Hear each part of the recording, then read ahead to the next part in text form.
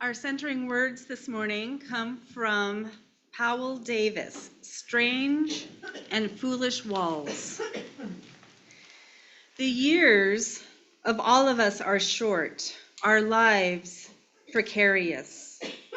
Our days and nights go hurrying on, and there is scarcely time to do the little that we might. Yet we find time for bitterness, for petty treason and evasion.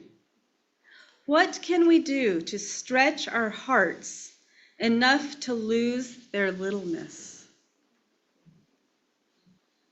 What can we do to stretch our hearts enough to lose their littleness?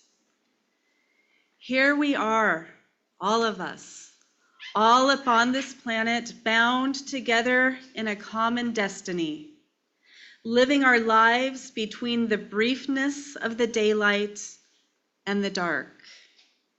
Kindred in this, each lighted by the same precarious, flickering flame of life. How does it happen that we are not kindred in all things else? How strange and foolish are these walls of separation that divide us. And that's number 662 in our hymnal.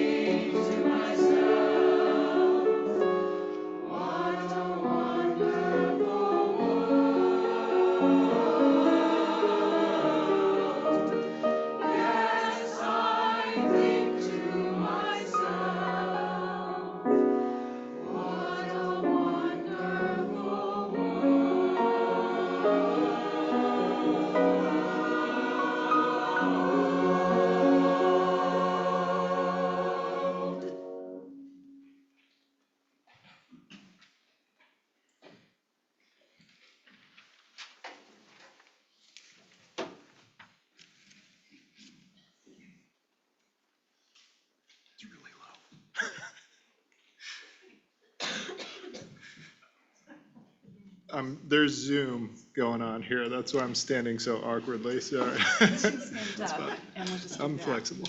Then you can stand up. This, Do that. See, there you go. there we go. This community of care is created through our work and time together, our commitment to one another. This is our covenant, to walk together in loving fellowship, to share our hopes and values. As we pass these baskets, we thank you for your generous gifts, which support the work of this religious community and Unitarian Universalism in the world at large. As a reflection of our values, we are pleased to participate in the Change for Change program. The coins you place in the basket today will support the work of nonprofits in and around the Grand Valley. With gratitude, we will now receive today's offering.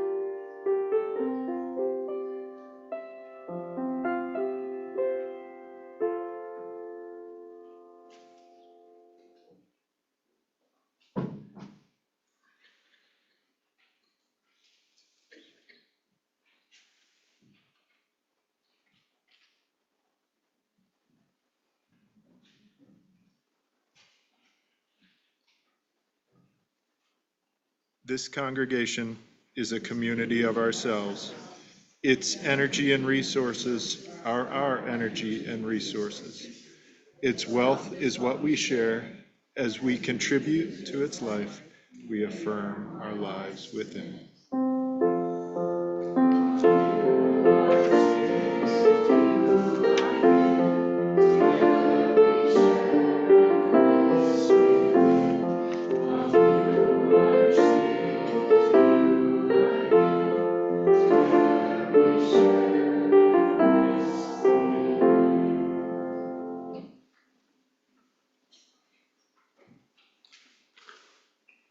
Next will be hymn number 128, For All That Is Our Life.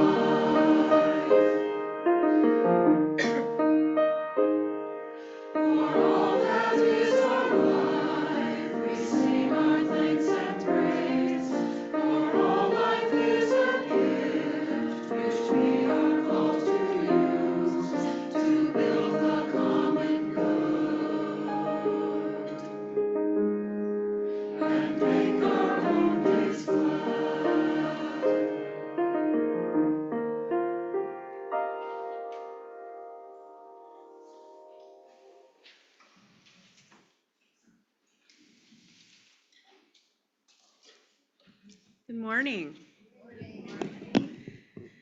So the Sunday before Thanksgiving, traditionally I usually have gratitude in the sermon title.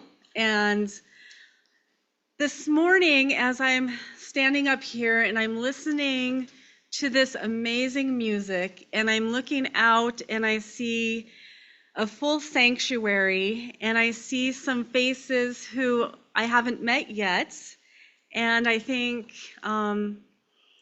we're here, and it looks like the weekend before Thanksgiving. It looks like some of you have brought your family members. And when I think about gratitude, when we think about the tradition of gratitude and Thanksgiving, this is the type of gratitude I was raised with, right? We are grateful for our family. We're grateful for our friends. We're grateful for the music. We're grateful for coming together. We're grateful for a faith community that can be here in the beautiful times and in the tricky times. And so what I'm feeling right now is a little bit different than what I was feeling a few days ago and even a few hours ago. So I want to start with my own expression of gratitude. And just this morning, I was talking to Joanna, and she said, you know, when we breathe, if we breathe in gratitude and we breathe out love and compassion, that can calm us down. That the breath in and of itself isn't necessarily going to bring us peace, but the breath paired with intention can bring us a sense of calm and grounding and peace. And so that's what I'm feeling right now as I stand up here with all of you in this community.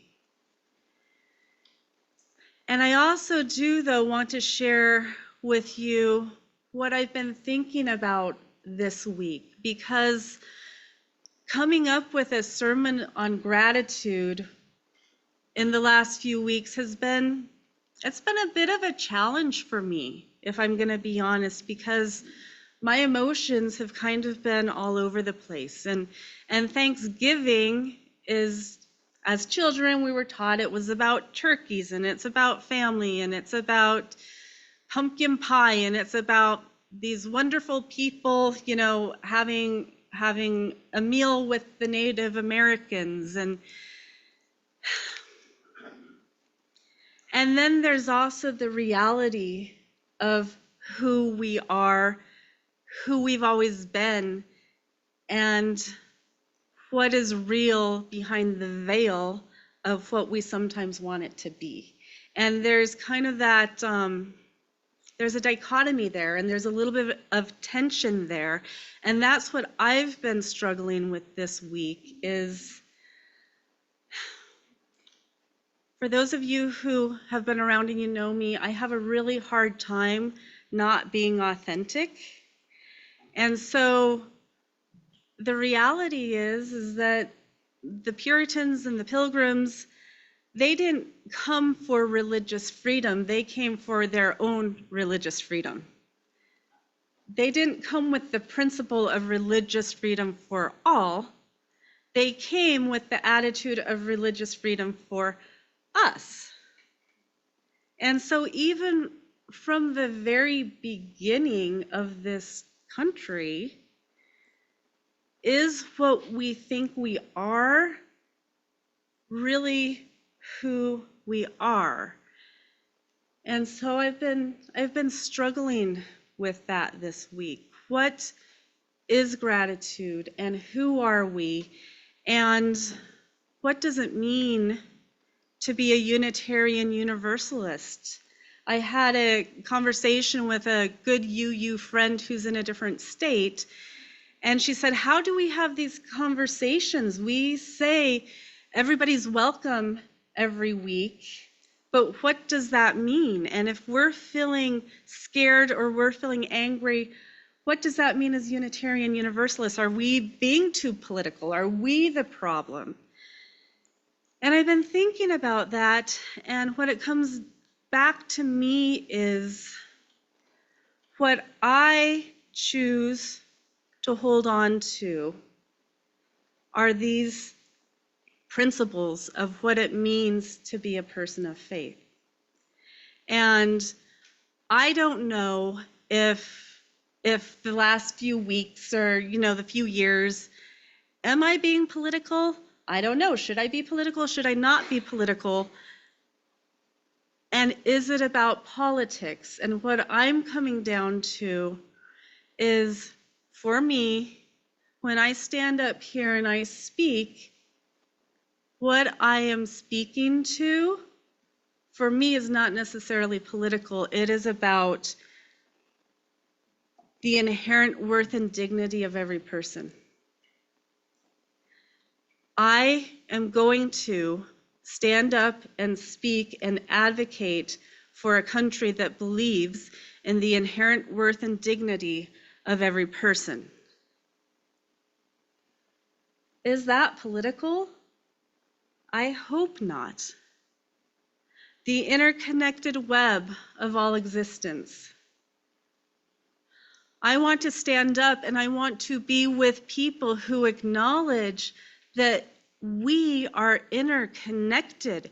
We are interconnected with each other. We are interconnected with nature. We are interconnected with the animals, with the consciousness of the trees and the plants and Cece and these beautiful other beings in so many beautiful forms that are not only human.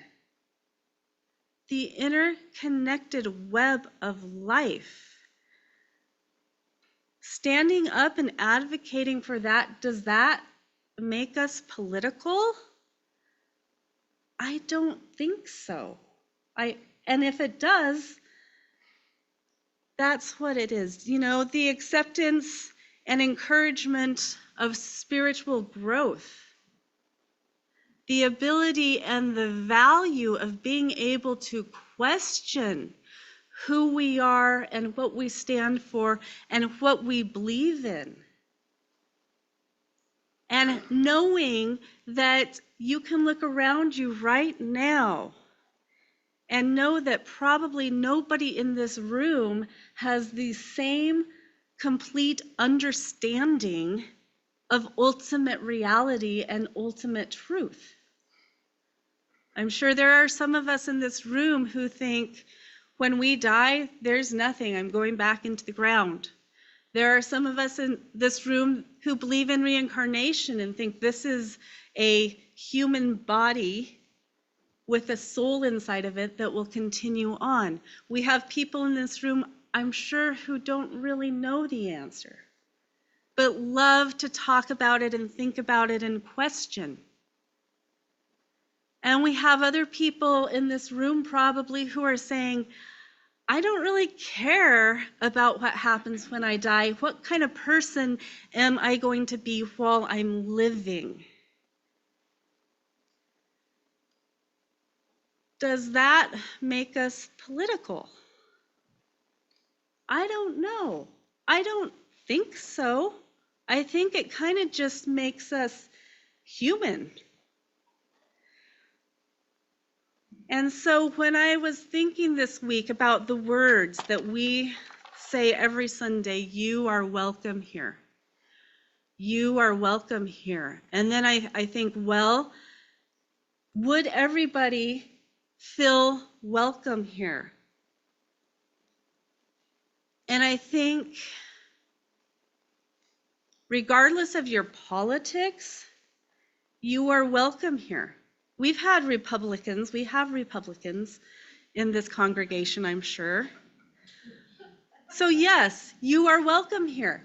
And if you have a hard time understanding a fundamental principle of acknowledging the inherent worth and dignity of every person, then you might not feel really comfortable here.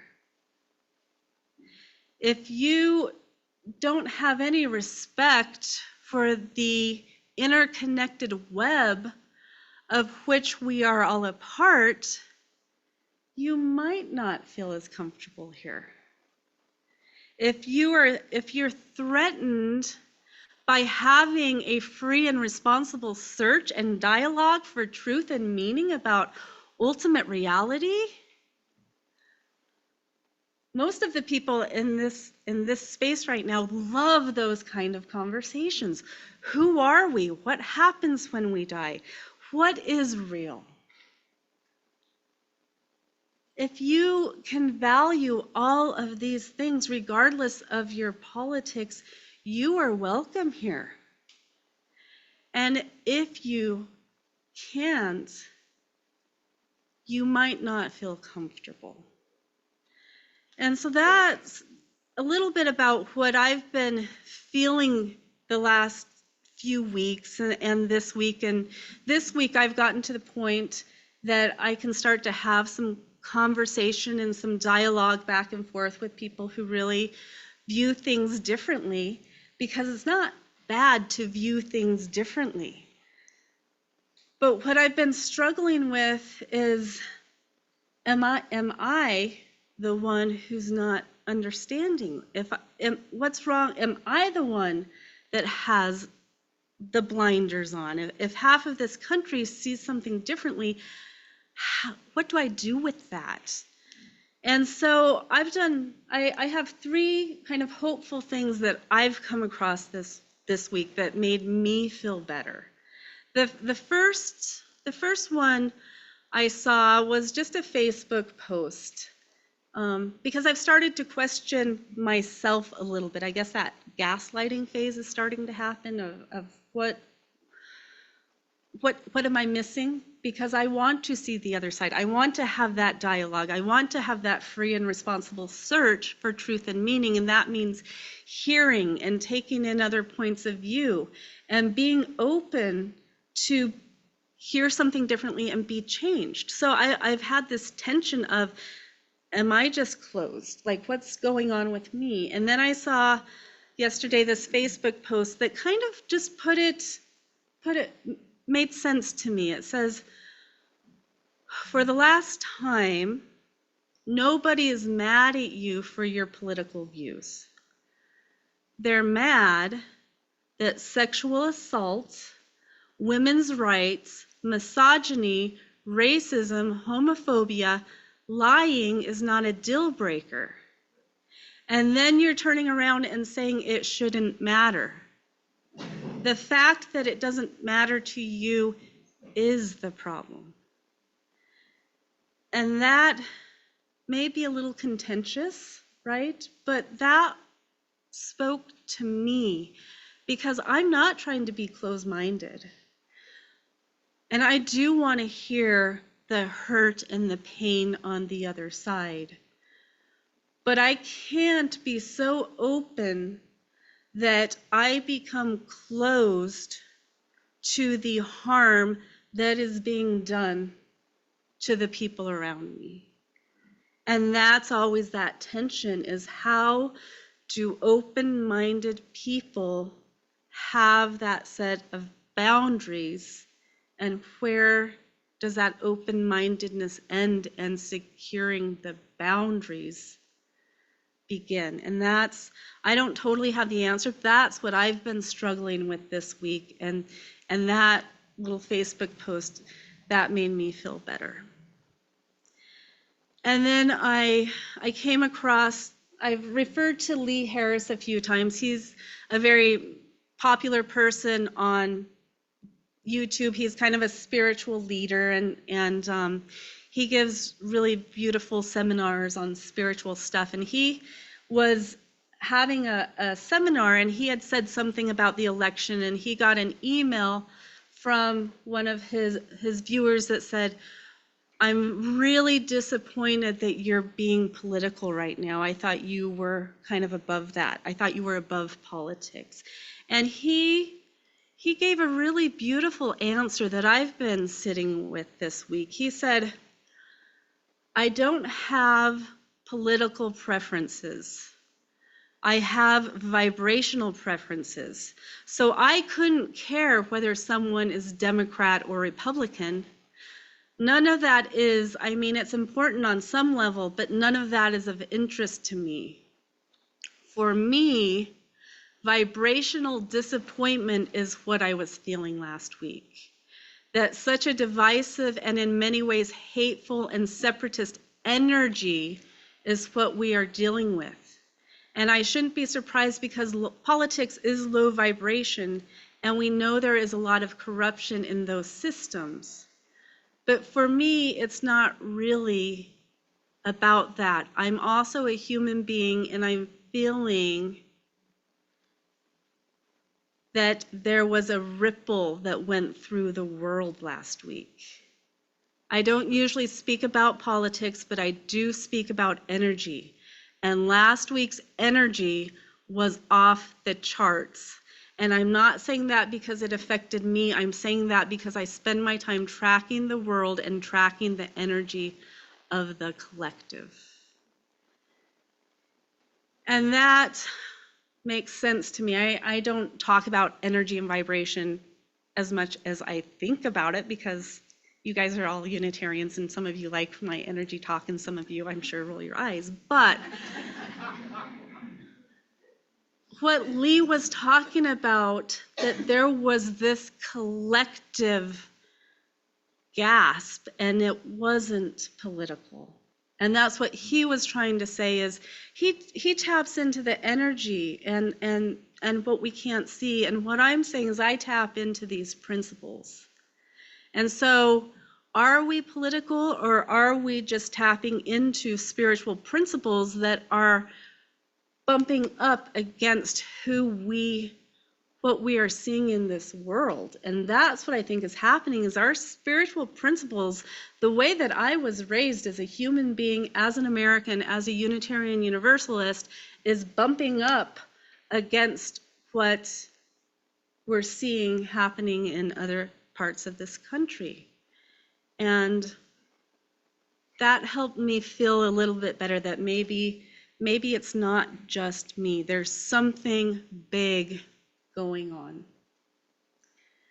And then the third thing that I did this week that actually made me feel a lot better, I was having a conversation with Maya, and Maya told me about this beautiful series of books that Elizabeth has given her to read with Phoebe and Tobias. And it's a series of books called The Third Way by Rivera's son. And she is a peace activist, but she has started these series of books that, yes, are meant for children, but they are written in a really beautiful way that are also for adults. And basically, these series of books is the story of a little orphan girl who is between the desert people and the mountain people. And the desert and the mountain people have been at war forever. And there were 3 brothers, and the 2 of the brothers were warring, and one of the brothers was trying to make peace, and he came up with what was called the Third Way. And the story is about this little girl named Ara, that means neither here nor there, but the possibility of everything in between. And it's this beautiful series about how this little girl is not going this way or that way, but she is navigating and finding the third way.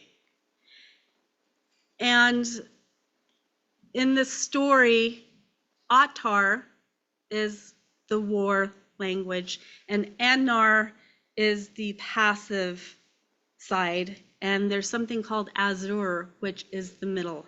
And there's one phrase that says, Atar roared into battle, Anar ran for cover, Azar stood its ground, neither causing harm or allowing harm to be done. neither fight nor flight, but a third option, a way between that brought the momentum of violence to the ground. I'm going to say that one more time, right? But Azar, this middle path, stood its ground. Neither causing harm or allowing harm to be done. Neither fight nor flight, but a third option, a way between that brought the momentum of violence to the ground. And I think for me, that is what I've been looking for. That's what I spent. I turned the news off and I spent my weekend reading these beautiful children's stories because that's where my hope is. And that's what I hope that we are doing as Unitarian Universalists, that we're not just going to be silent and just let ourselves be bulldozed over or be told to get over it or be told that we're just libtards or whatever it is. We don't have to just go away. But we also don't have to be angry, and we don't have to be fighting, and we don't have to be spinning in our own counter energy. Because there is a third way. Our culture doesn't know it very well, isn't very good at it, but it's there.